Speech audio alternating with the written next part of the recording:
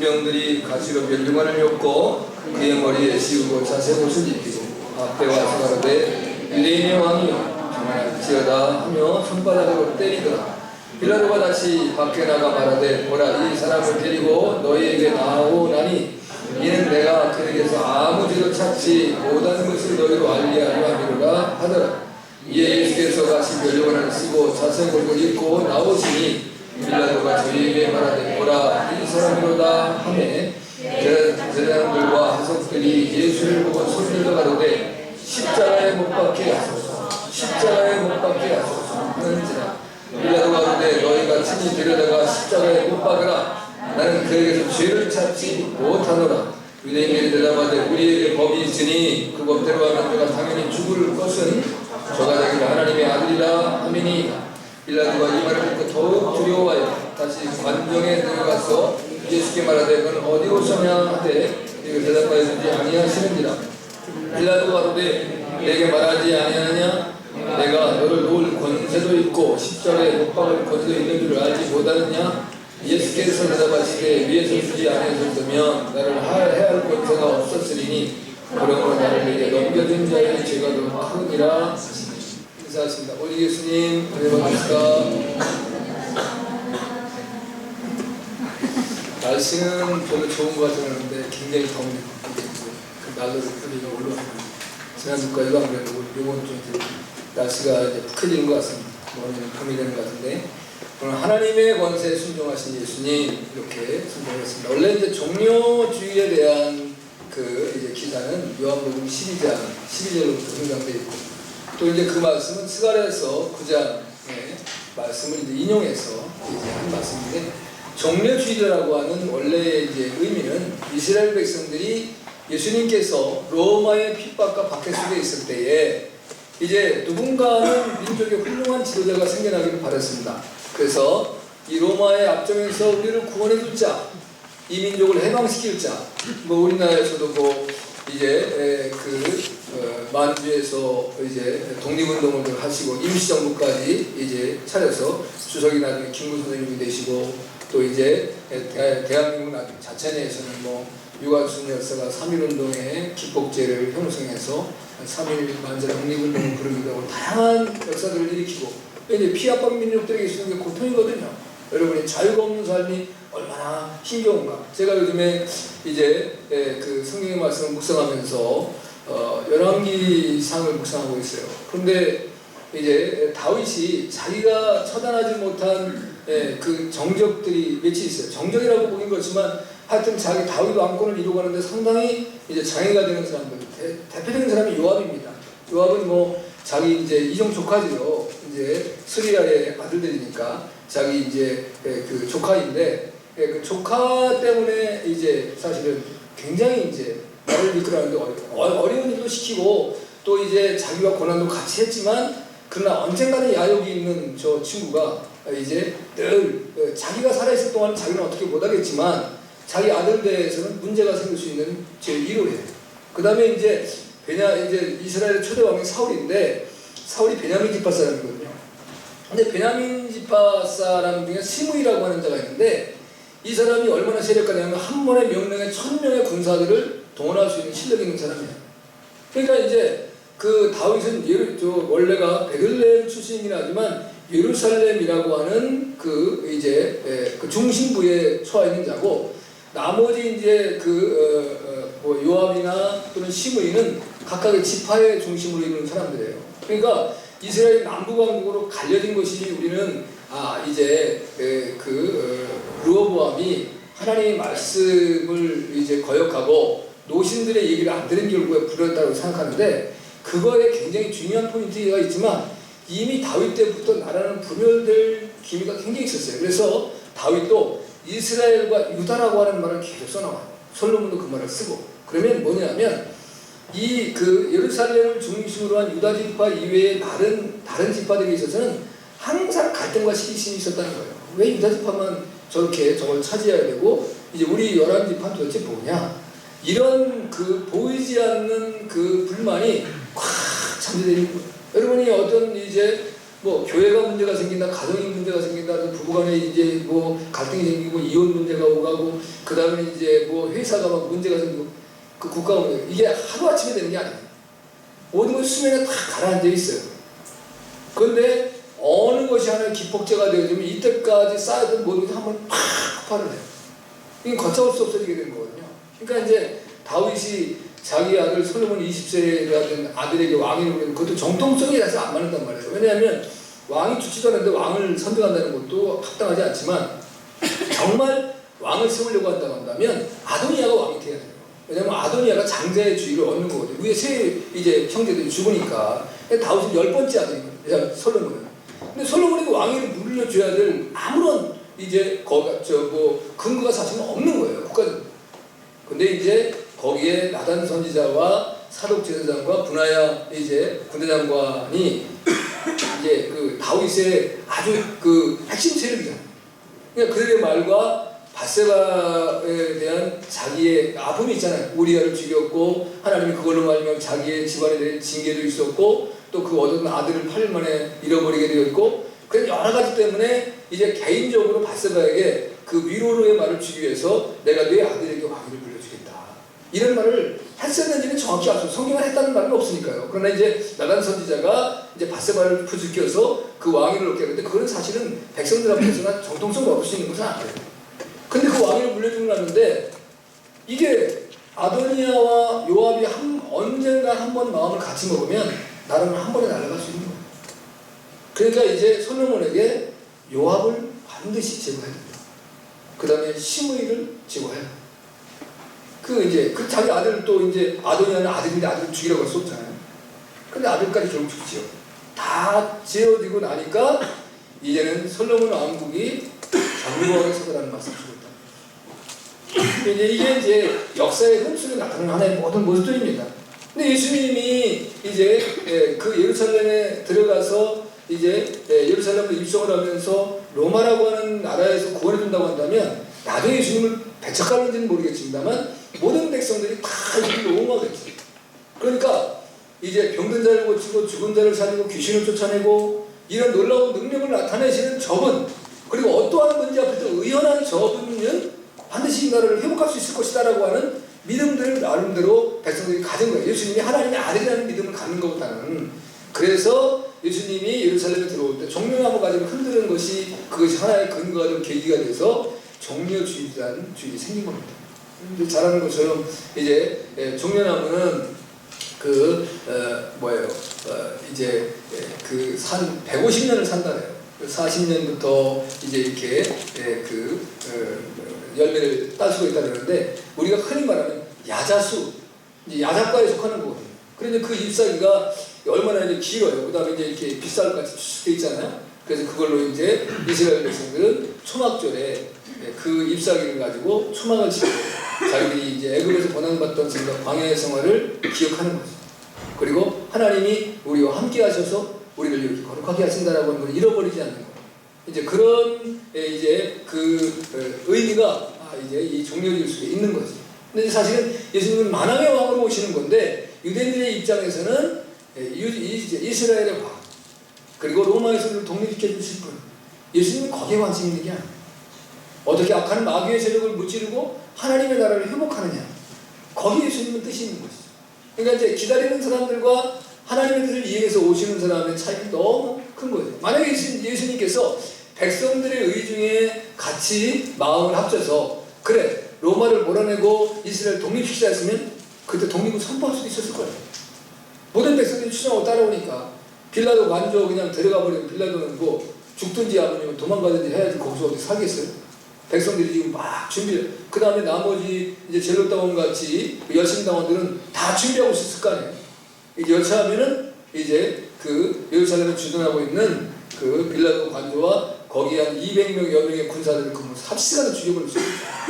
이제 이스라엘 민족이 얼마나 독한 민족입니까? 근데 그런 예수님의 개념은 거기에 없었다는 거죠. 네, 종려주의인데 하여튼 이제 그래서 그걸 원래 매년마다 요한복음 12장을 하든지 아니면 스가랴서 9장 가지고 설교하니까 이제 고난주간에 대한 설교를 많이 합니다. 이제 이 종려주의에. 근데 오늘도 고난주간에 대한 문제인데요. 19장으로 넘어왔으니까 12장부터 봤어요. 7장, 8장 이렇게 넘어왔잖아요. 오늘 예수님 보면 이제 예수님께서 빌라도에게 그리고 이제 고난받는 모습에 대한 모습이 오늘의 말씀입니다. 그래서 이제 예수님을 핍박하는 군인들을 보면 가시관 씌우고 자색옷 입히고 유대인이 조롱하고 빌라도는 데려다가 채찍질하고 예수님의 죄를 그러나 찾지는 못하죠. 대제사장들의 무리들은 오늘 보면 예수님을 십자가에 못 박으라고 이제 이렇게 빌라도를 충동하고 만약에 우리의 말을 듣지 않으면 당신은 이제 가이사에게 황제에게 반역하는 자라라고 하는 것으로 몰아붙임으로 예수님이 결국 십자가를 칠 수밖에 없게 만드는 그런 모습이 이제 후에 나옵니다. 이제 세상이 말하는 권세는 남을 복종시켜서 자기가 힘을 얻는 게 권세. 근데 하나님과 성경이 말하는 권세는 하나님을 인정하는 것이 권세. 할렐루야. 이 차이가 굉장히 크다는 거예요. 그러니까 저나 여러분이나 오늘 이 종려주일에 모여 우리가 이 예배를 드리면서는 이제 하나님을 인정하는 것, 예수 그리스도가 하나님 되심을 고백하는 그러한 복된 시간이 될 수 있기를 주님을 축복합니다. 아멘. 예, 자 이제 우리가 이제 지난 한 주간 동안에 뭐 세계 속에 좋은 일도 있고 안 좋은 일도 있었는데 가신 이제 독일 비행기가 알프스산에서 떨어져가지고 이제 한 200명 못 되지만 사람이 죽었어요. 180명이 죽었는데 뭐 조종사가 이전에 뭐 이제 우울증도 앓았고 이건 뭐 자살했냐고 다양하게 복잡하게 나갑니다. 사실 비행기는 가장 안전한 곳으로서 비행기 사고가 날 때 100만 분의 1이라고 했거든요, 이전에. 근데 비행기 보면 너무 많이 떨어지잖아요. 우리 저쪽에 밑에서도 이제 또 헬기가 또 떨어져서 또 보통은 다. 야, 정말 뭐 어디고 안전한 곳이 사실 없어요. 그 다음에 이제 더 이제 제가 하고 싶은 말은 싱가포르의 건국의 아버지라고 하는 리콴유라고 하는 분이 지난 23일 돌아왔어요. 근데 이제 이분에 대해서 사실 싱가포르는 제주도보다 작은 나라거든요. 근데 싱가포르가 아주 가난한 나라였어요. 근데 이분이 이제 개발 독재자라는 표현을 써요. 그래서 이제 우리 박근혜 대통령도 거기에 참여한 것 같은데 그 아버지 박정희 대통령 때부터 아주 막연한 사이로 잘 친근하게 지냈던 것 같아요. 이제 우리나라도 경제 개발 5개년 계획을 밑보하면서 우리나라 경제가 일어서는 역사를 있고 우리 믿음의 사람들 중에서는 하나님의 은혜라고 고백하지만 나름대로 이제 하나님께서 사람을 사용하실 때 이제 각각의 적재적소에 필요한 사람들 사용하셔서 나라를 세우고 하시겠죠. 근데 이제 이 싱가포르가 이제 1인당 국민소득이 5만 6천 달러입니다. 놀라지 않네? 지금 우리나라가 3만 불에 올렸다고 하는데 3만 불을 못 얻습니다. 2만 8천 불 정도도 계속 왔다 갔다 해요. 그래서 빨리 3만 불을 넘어서야 우리가 제대로 선진국대에 들어설 수 있다고 해요. 그러면 3만 불이면 이제 한 사람당 소득이 이제 3만 불이라고 치는 거예요. 그러면 이제 1달러 1,000원씩 따르면 3만 불이면 이제 3천만 원이거든요. 1년에 내가 3천만 원 정도의 소득이 된다는 거죠. 그런데 이제 우리가 볼 때 무슨 3천만 원은 그럼 우리 식구 5식구인데 그럼 3, 5, 15, 1억 5천만 원이었는데 1억 5천만 원을 커녕 이제 이렇게 되잖아요. 그런데 이제 그 전체를 다 합산해서 다 국민의 수로 나눈 거예요. 그러니까 이제 뭐 기업을 운영하시는 뭐 CEO 같은 분들은 뭐 얼마나 소득이 많습니까? 그러니까 그걸 이제 분산했을 때 그 정도로 되어진다라고 하는 그런 건데요. 그러니까 이제 그런 측면에서 이제 부유한 사람들이 기부 문화를 많이 활용해야죠. 그래서 이제 우리나라도 이제 복지하는데 복지가 제대로 되어줄 수 있도록. 그래서 이제 사실 내가 열심히 노력하도 내가 이제 정상적으로 살아갈 수 없는 사람들이 있잖아요. 무슨 뭐 도박을 하거나 마약을 하거나 뭐 어떤 문제가 있어 그런 사람들은 문제가 있지만 정상적으로 살아간다라고 하더라도 참 어렵고 힘든 사람들이 많이 있거든요. 근데 그런 사람들에게는 국가가 좀 그 사람들 지원해주고 그 사람들의 삶의 질을 높여주는 것이 선진국가에서 이루어져야 되는 하나의 모습인데 이제 우리나라는 기부 문화가 이제 잘 안 되니까 어떻게 해요? 강제성을 띄기 위해서 강제성을 국가가 할 수 없으니까 세금 감면이라는 제도를 둬서 이제 기부를 많이 하는 기업들에게 좀 이제 어드밴티지를 허락해 주는 거죠. 그래서 뭐 좋은 어떤 조건 이런 것들을 형성해 주니까 이제 기업들이 안 하자니 골치 아프고 하자니 답답하고 그런데도 불구하고 이제 잘못해서 세무감사만 들어오면 이제 지금 기업은 뭐 이제 대한민국만을 위해 사는 것이 아니고 세계적으로 살아야 되니까 그러니까 이제 대한민국의 예를 들어서 이제 대기업의 이제 그 대기업 뭐 30대 그룹이 대기업이라고 한다면 30대 그룹 안에 들어있는 내 기업인데 세계로 우리 회사가 뻗쳐 있는데 대한민국에서 우리 기업이 세무감사를 받고 있다면 그건 세계에서 회사가 인정 못 받는 거예요. 그러면 그 회사 망할 수도 있어요. 그러니까 이제 좀 하고 하는 건데 진심에서 우러나와서 해야 되는 거죠. 그 이제 우리가 애플에 지금 CEO로 있는 분이 자기 지금 이상반을 보니까 혼자 살아요. 그런데 자기 조카가 10살이나 뭔가 먹었는데 걔의 교육비가 교육시키는 것만 끝나면 자기의 재산 그게 한 7천억 정도 되더라고요. 그걸 사회에다 다 기부하겠다고 선포하더라고요. 그러니까 여러분 그런 모습을 볼 때 우리는 부끄럽지 않습니까? 뭐 그 사람하고 우리하고 더 틀린 게 뭐 있겠어요? 다 동일한 존재인데 그 사람은 돈이 싫어하겠어요? 뭐 우리는 뭐 돈이 우리만 좋겠습니까? 근데 그건 이제 그 사회가 그만큼 내가 이렇게 일할 수 있고 이렇게 뻗쳐나갈 수 있도록 해주고 우리 기업을 사랑해줬으니까 또 뭘 이제 사회에다가 백성들한테 돌려드리겠다라고 하는 그런 개념의 좋은 의미겠죠. 근데 그런 것들을 우리나라도 좀 이제 있는 사람들이 좀 본받았으면 하는 생각을 갖습니다. 그래서 이제 그런데 싱가포르에서 이제 이 일관유에 대한 이야기는 이제 명과암이 갈립니다. 이건 이제 건국의 아버지라고 모든 백성을 추종하는 사람도 있고 아니다 그는 이제 독재자로 이제 했다. 개발 독재를 하면서 우리의 자유를 제한하고 이제 많은 어려움을 줬다라고 하는 사람들도 사실 있어요. 그렇지만 이제 그 리관이라는 사람이 없었으면 싱가포르라는 나라는 저렇게 강대한 부국이 되지 못했습니다. 아시아에서는 최고의 경쟁력을 가지고 있는 나라고 세계 경쟁력의 2위입니다. 그러니까 제주보다 적은 나라지만 싱가포르는 엄청난 나라인 거예요. 여러분 생각해보세요. 그걸 이제 훌륭한 지도자 한 사람이 그렇게 만들었다는 거죠. 그래서 열광하는 거예요, 사람들. 세계가 열광을 하지 않습니까?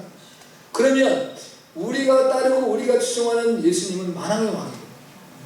가장 사랑이 풍성하시며 가장 공정하신 이제 그분.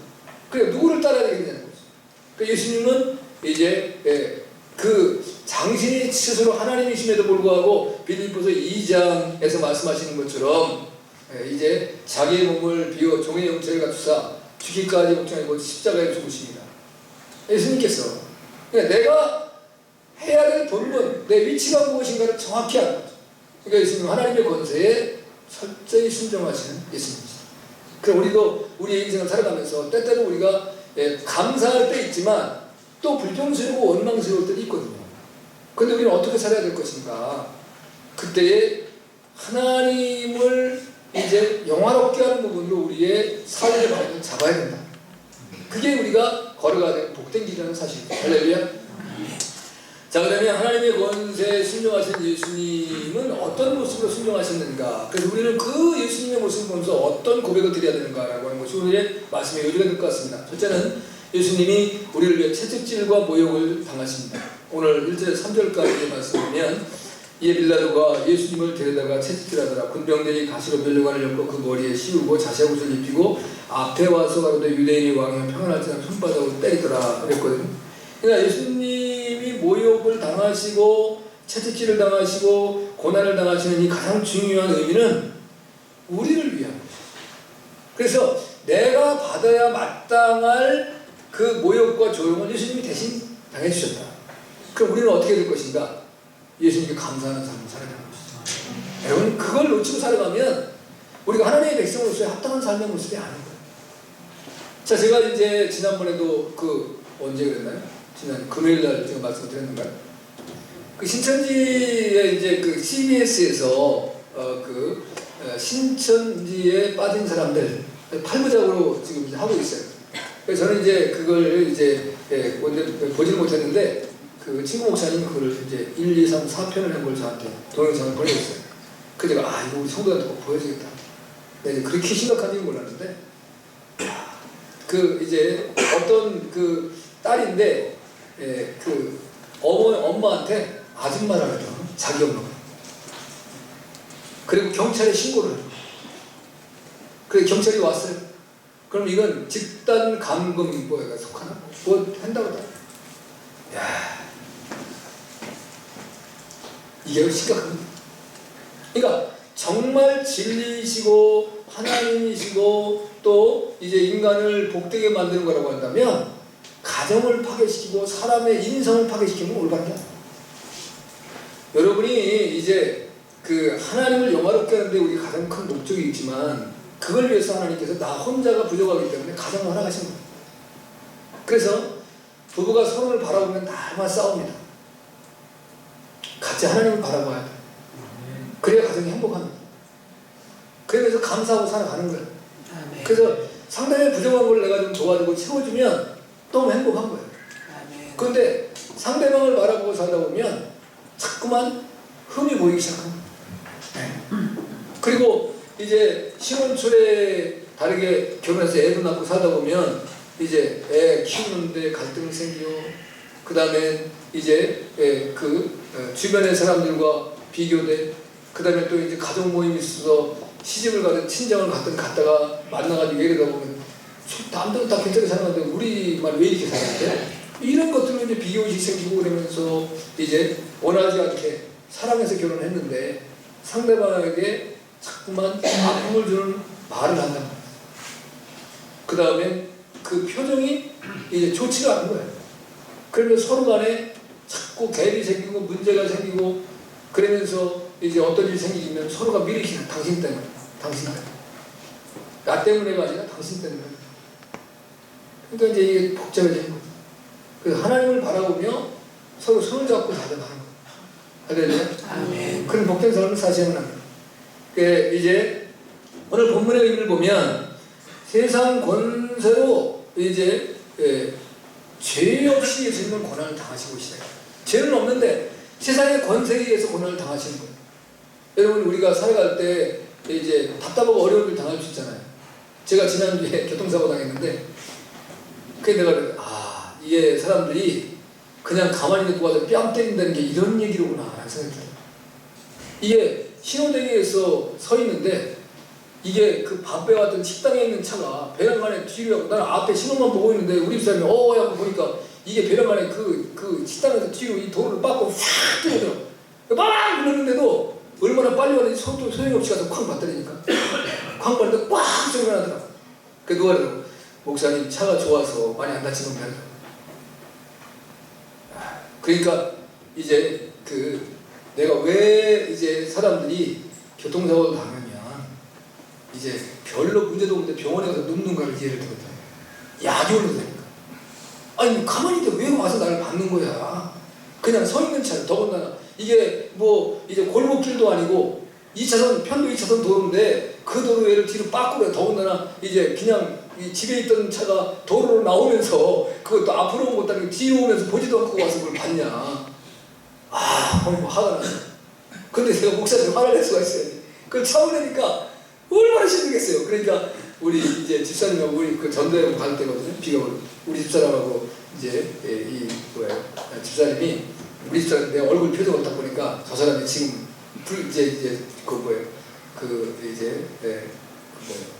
짜증 지수가 막 아주 최고도로 오른 거예요. 그러니까 그냥 차승에 내려오더라고요. 꼭 참아. 그러니까 이게 이런 일이구나. 내가 바르게 살아도 이게 남에게 의해서 어려움을 당할 일이 많이 생겨날 수 있겠구나. 그런데 정말 억울하게 내가 힘이 없어서 힘 있는 사람들에게 억울함을 당하면 그거 어떻게 하겠어. 근데 지금 예수님이 힘도 없으신 분도 아니신데도 불구하고 예수님은 세상 권세에 의해서 하늘에 전 이제 영존하시는 아버지 창조주 하나님께서 고통을 당하시는 거예요. 누구 때문에? 나 때문에. 할렐루야. 이게 너무너무 감사해요. 때때로 우리의 자녀들이 집에서 이제 우리 엄마 아빠가 이제 마음에 안 들고 별거 아닌 것 같은데 때로 나를 위해서 학교에 와서 선생님한테 이제 우리 아들 때문에 우리 딸 때문에 선생님 앞에 머리를 숙이고 좋아하는 모습을 보고 야 내가 잘해야 되겠구나. 우리 어머니가 나 때문에. 그래야 될 뿐이 아닌데. 예? 그 다음에 내가 잘못한 것을 이제 내가 누구 다른 집에 가는데 때렸다.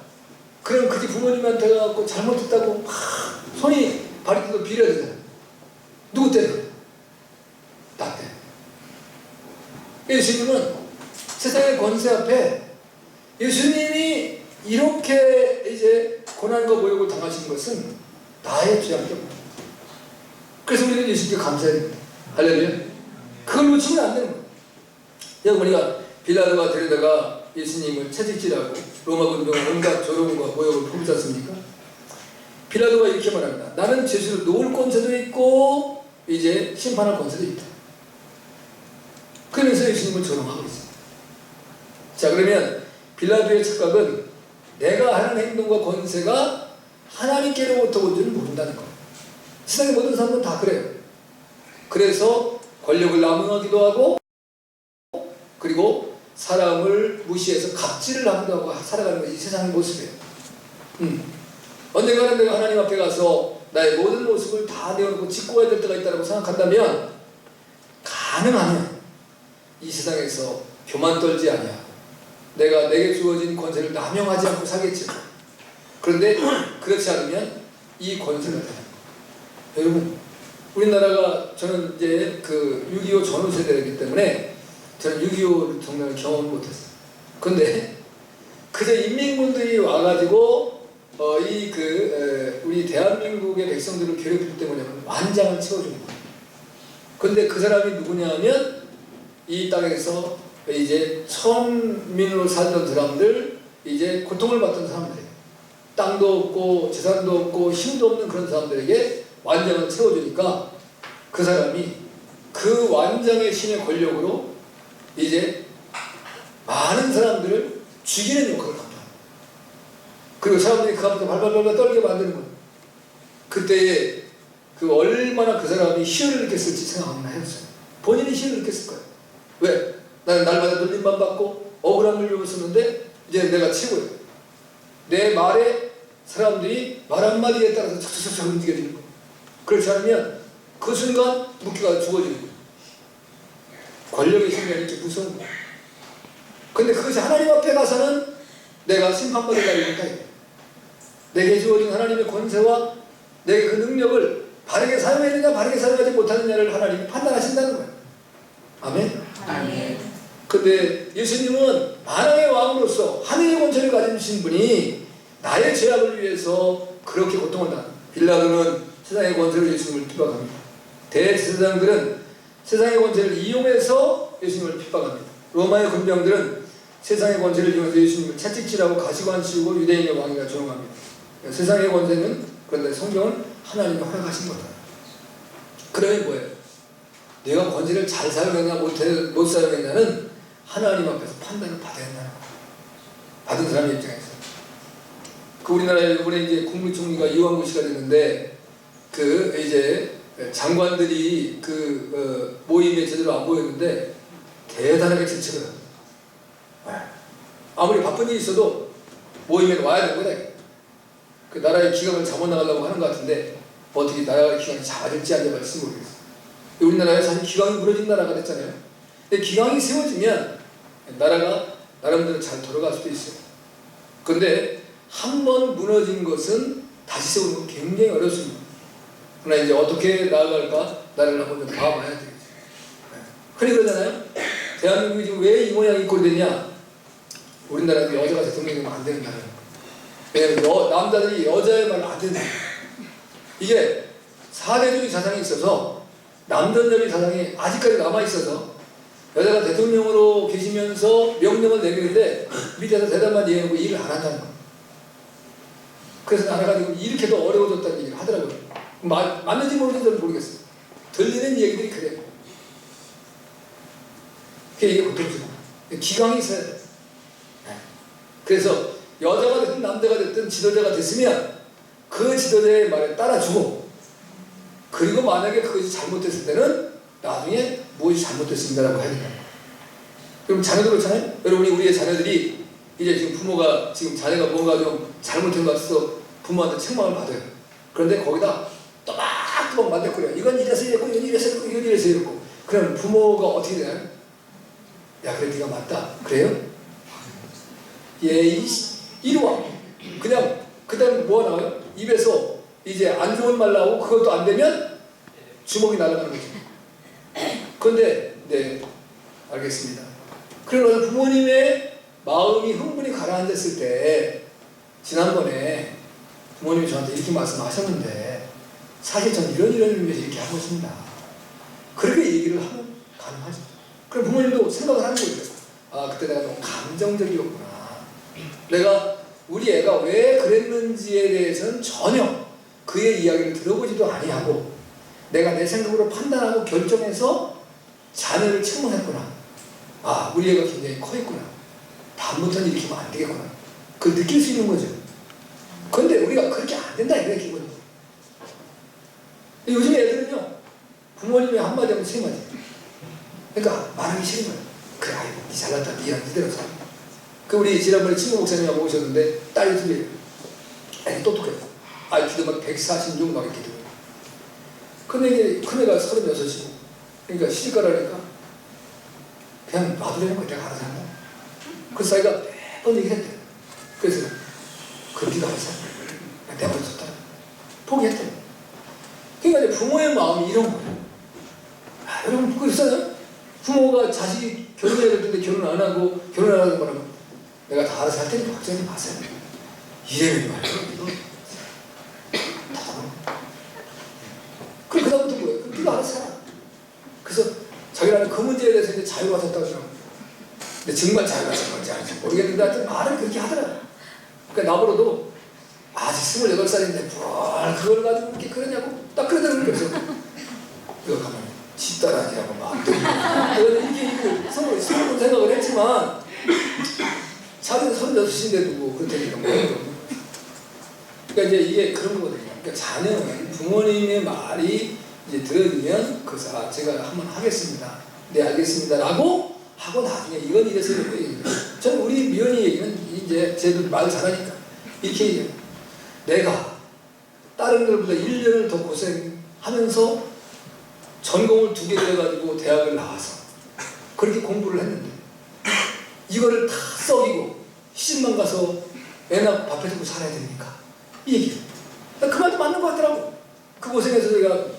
근데 요즘 사실은 여자들은 대학적으로 직장을 잘 들어가는 사람도 있는데 남자는 대학적으로 받고 또 직장을 못 가는 사람들이 많대요. 아, 이것도 걱정이에요. 그럼 자녀면서 기도 많이 하셔야 돼요. 아멘들 안 하시네. 여러분 자녀들 다 잘하고 계시죠? 아, 이거 진짜 걱정입니다. 예, 앞으로 이제 그 젊은이 하나가 노인 하나를 먹여 살려야 되는 시대가 올 수도 있다는 심각한 겁니다. 지금 젊은이 8명이 노인 하나 먹여 살리는 거예요. 우리나라 형편이 현재는. 근데 앞으로는 한 사람이 하나 먹여 살린다면요. 날라다녀야 돼. 니들 날라다녀야 된다? 공정부양 좀 지금부터 배워라. 그리고 성도의 삶은 세상의 권세와 힘에 빌붙어서 아첨하며 이제 감사하는 삶이 아니라 날 위해 주신 예수님께 감사하며 살아야 된다. 할렐루야? 그러니까 우리가 주님을 감사하며 사는 삶을 살아야 된다. 자, 예수님이 우리를 위해서 채찍질처럼 모욕과 고난을 당했다고 하는데 베드로서 2장 24절에 보면 이렇게 말씀하세요. 친히 나무에 달려 그 몸으로 우리의 죄를 담당하셨으니 이는 우리로 죄에 대하여 죽고 의에 대하여 살게 하려 하십니다. 저가 채찍에 맞으면 너희가 나음을 얻었다. 이렇게 말합니다.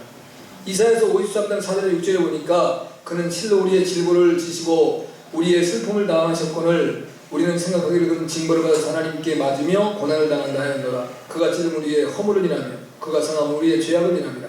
그가 징계를 받음으로 우리가 평화를 누리고 그가 채찍에 맞음으로 우리가 나음을 입었도다. 우리는 다 양 같아서 그릇 행하여 각기 지기를 받거늘 여호와께서는 우리 무리의 죄악을 그에게 담당시키셨도다. 할렐루야. 그러니까 예수님이 아무 죄도 없이 우리를 위해서 그 모욕과 고난과 채찍을 맞으시고 당하셨다는 거예요. 그러니까 우리가 주님께 감사해야 당연하죠. 할렐루야.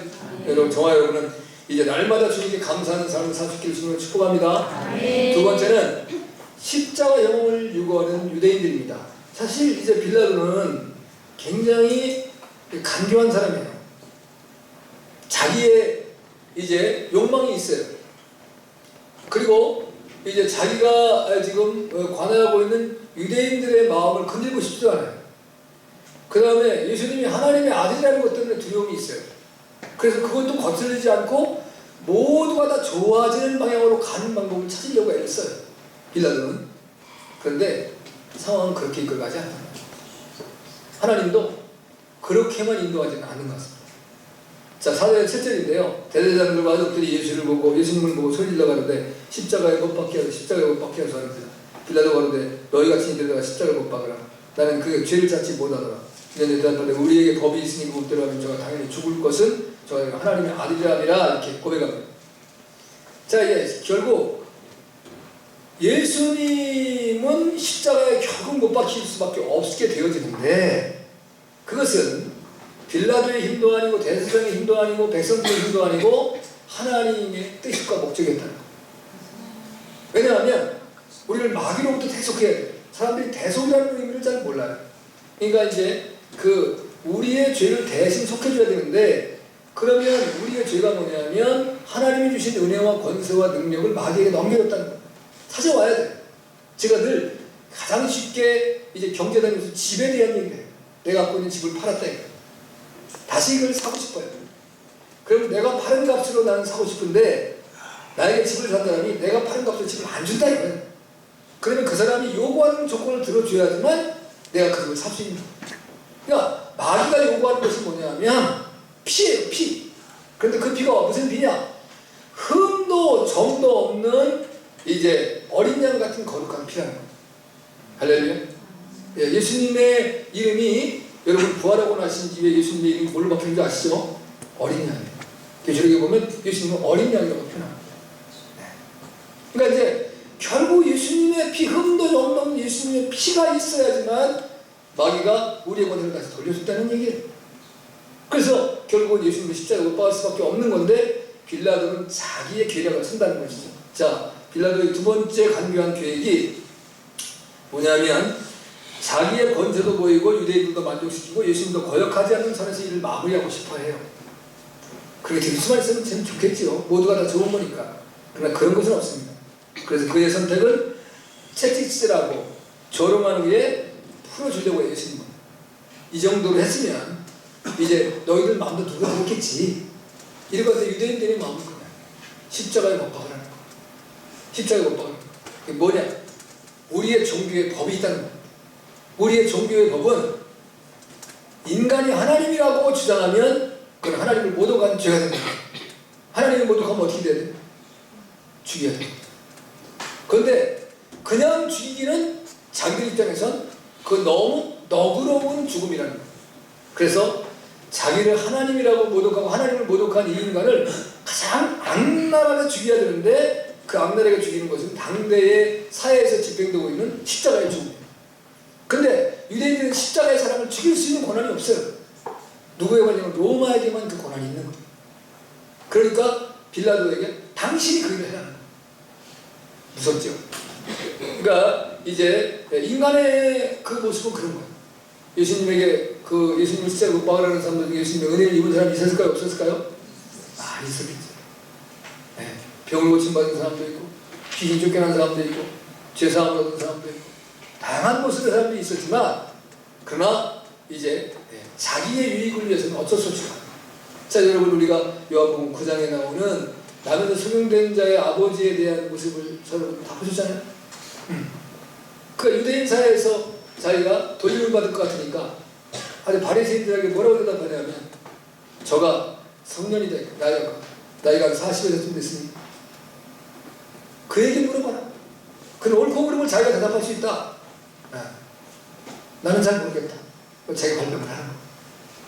거기서 담대하게 예수 그리스도 그가 우리 아들에게 눈을 뜨게 했다 라고 말해야 되는 건데 그렇지 않아요. 왜? 자기가 유대인 사회에서 따돌림 나왔거든. 여러분 우리가 그런 일들 때문에 우리가 주님을 부인하고 거부하고 살아가는 인생들이 의외로 많다는 거예요.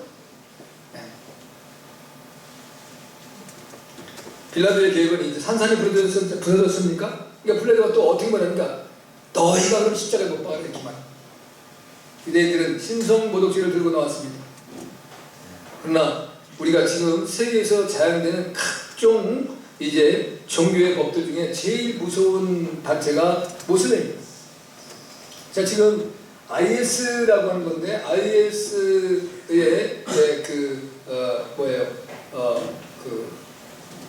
IS가 나오게 된 것은 모슬렘 중에는 두 개의 그 강력한 세력이 있습니다. 그 수니파와 사이파라고 하는 건데, 그 IS에 속한 사람들이 수니파 사람입니다. 이 사람들은 아주 근데 수니파는 어디에서 지원을 받냐면 사우디아라비아가 지원을 해요. 그 다음에 이제 사이파라고 하는 시아파는 어디냐면 이란이 중심 세력이에요.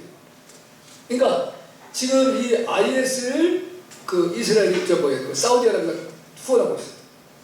근데 사우디아라비아가 사실 미국과 굉장히 가까웠었는데 그 미국과 지금 등거리가 되는 거예요. 그다음에 이란은 핵문제 때문에 미국과 상당히 안 좋았었는데 이제 이란이 시아파이기 때문에 이란은 그 IS가 이제 이슬람 단체가 아니라는 거예요. 그래서 걔들을 없애야 된다는 거예요. 그러니까 또 이란과 미국이 가까워지고 있는 상황. 이라크는 지금 뭐 이제 사이파 수니파 시아파와 이제 그 수니파가 계속 대립되고 싸우고 있으니까 어떤 세계 곳곳에서 이런 문제가 나타나는데 정치적인 문제도 나타나지만 사실 종교적인 문제가 큽니다. 2차 세계대전 때에 2차 세계대전을 통해서 독일의 나치 히틀러가 유대인을 학살하는 건데 그 특별히 이제 폴란드의 아우슈비츠 이제 수용소라고 하는 아주 유명한 곳 아닙니까? 600만 명이 학살당하고 그 다음에 이제 나이지리아에는 보코하람이라는 데가 있어요. 약 지난 10년간 1만 명의 기독교인들이 이렇게 학살을 당했습니다. 그 다음에 이제 르완다에는 투치족과 후치족이 되고 이것도 인종청소년 표현하잖아요. 정치적인 전형도 있던데 종교적인 전형도 같이 있어요. 그러니까 이제 이건 인종 간의 그런 문제가 너무 심각한 거예요. 그러니까 사람들이 자기의 종교적인 신념, 그 신념 때문에 제가 이 신천지나 이 사이비 집단들도 보면 종교적인 신념 때문에 이제 가정은 필요 없다는 거예요. 신앙이 먼저라는 거예요. 이야, 대단하네. 여러분, 가정은 소중합니다. 가정 내에서 신앙이 하나가 돼야 돼요. 그 제가 늘 우리 젊은 청년 학생들에게 얘기하는 것은 믿지 않는 사람하고 결혼하지 말라는 거예요. 아니, 그래서 믿는 사람을 만들 수 있으면 전도하는 건 좋지요. 근데 그게 너무 고통스럽다. 그리고 잘못하면 오히려 믿음이 떨어지고 믿음이 세상으로 개종될 수 있다. 그래서 왜 내가 쓸데없이 애매히 고난을 받냐 이거예요. 주 안에서 그런 은혜가 축복을 들고 살아가야 돼. 그 어떤 사람은 그래요. 아이, 교회에는 괜찮은 사람이 없대. 지는 뭐 괜찮아? 교회가 최고죠. 아멘. 그래서 제가 늘 그러잖아요. 이제 여러분 부모님들의 말을 잘 자식들이 들지 않는지 모르겠어요.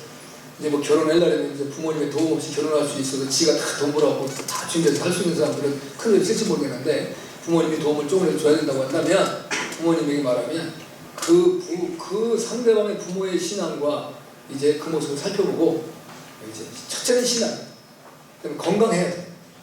이게 몸에 질병과 고통이 있으면요 오랜 병의 장사 없습니다. 다 고통받고 힘들고 그 다음에는 이제 직장이 있어야 되죠. 직장이 있어야 돼. 그 살아야 되고 직장 안에 보고 그냥 얼굴만 보고 얼굴만 봐도 좋아? 손가락만 봐도 그게 뭐 하루 이틀은 가능할 것 같아. 그 이상 지나면 안 돼. 그러니까 어떻게든지 직장 생활을 할 수 있어요. 뭐 직장이 뭐 꼭 좋고 나쁘고는 그렇게 크게 중요하지 않습니다. 열심히 일할 수 있으면 된다. 그리고 이제 살아갈 수 있으면 되는 거예요. 아니 좋은 직장이면 더 좋겠죠. 근데 그런 걸 자꾸 너무 따지고 찾지 말라요. 주님 안에서 좋은 믿음, 건강하고 그 다음에 직장 생활을 하면서 그리고 서로 사랑하고 살아갈 수 있으면 결혼하면 돼요. 할렐루야. 그 모습으로 살아갑니다. 자, 그 다음에 그래서 우리 성도의 삶은 자기 계획이나 뜻이나 목적이 아닌 오직 하나님의 뜻과 목적으로 일편단심해야 됩니다. 할렐루야. 그러니까 그걸 깨닫는 게 굉장히 쉽지 않고 어려워요. 근데 그걸 씌울 수 있는 방법 따라하는 거는 내 욕심을 내려놓으면 쉽게 보여요. 근데 내가 욕심이 가득 차 있으면 하나님의 뜻과 목적이 안 보여요. 그러나 내 욕심을 내려놓는 순간에 하나님의 선하신 뜻과 목적을 내가 볼 수가 있어요. 할렐루야. 그걸 따라가는 복 있는 삶이 되시길 주님을 축복합니다. 세상과 타협하지 않고 사는 여러분들 바랍니다. 마지막으로는 예수님을 다시 신문하는 빌라도입니다. 오늘 이제 8절에 11절인데 예수께서 11절에 오면 대답하시되 위에서 주지 않았다면 나를 해할 권세가 없으리니 그러므로 나를 내게 넘겨준 자의 죄는 더 크니라. 성도는 하나님의 권세에 순복하는 삶을 살아야 됩니다. 예수님처럼. 그러니까 저와 여러분은 이제 세상이 요구하는 것을 따라 살아가는 것이 아니라 하나님이 요구하는 대로 따라 살아가는 축복이 있어요. 할렐루야. 그 은혜가 우리가 이제 종려주일에 예수님이 당신의 몸을 우리를 위해서 이제 희생하고 그리고 십자가의 다른 길을 알면서 예루살렘을 향해 걸어가였던 주님을 바라보면서 우리가 고백해야 되는 우리의 믿음이고 고백입니다. 빌라도는 자기의 세상 권세를 유지하기 위해 예수님을 신문하면서 생사결정권이 자기에게 있다는 말합니다. 예수님 모든 권세는 스스로에게 속한 것이 아니고 하늘로부터 내려진 것이라고 말씀을 하고 계시죠. 그럼 뭐라 그러냐면 내가 스스로 가진 거라면 책임이 없어요. 내 스스로가 있는 거니까. 그러나 위로부터 주어졌다는 그에 책임 소재를 반드시 물어진다는 것입니다. 여러분, 나에게 영향을 주는 어떤 사람의 권세나 주의 다 하나님으로부터 온 것임을 알아야 됩니다. 빌라도의 모습은 이제 오늘 보면 참 이제 아이러니컬한 하나가 있어요. 신문을 누가 받아요? 예수님. 그런데 예수님이 두려워해요? 빌라도가 두려워해요? 빌라도가 두려워해요. 참 이해가 안 되죠? 신문하는 사람이 두려워한다는 것이 이게 무슨 얘기예요? 그러면 예수님이 신문을 하고 빌라도가 신문을 받는 것 같은 모습이에요. 저는 이 성경을 보면서 이야 놀랍다. 하나님의 놀라운 역사. 그러니까 빌라도는 두려웠던 예수님을 신문하면서 자기를 하나님의 아들이라고 하는 예수님의 말씀을 두려워했어요. 관중에서 다시 너는 어디로부터 왔냐라는 질문을 합니다. 여기 너는 그랬지만 이제 말의 표현이 당신은 어디서 오셨소? 이렇게 물었을 거예요.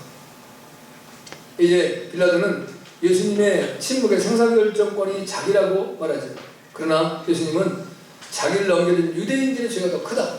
내 죄도 크지만 나를 너에게 넘겨준 유대인의 죄는 더 크다라고 말씀하셨어요.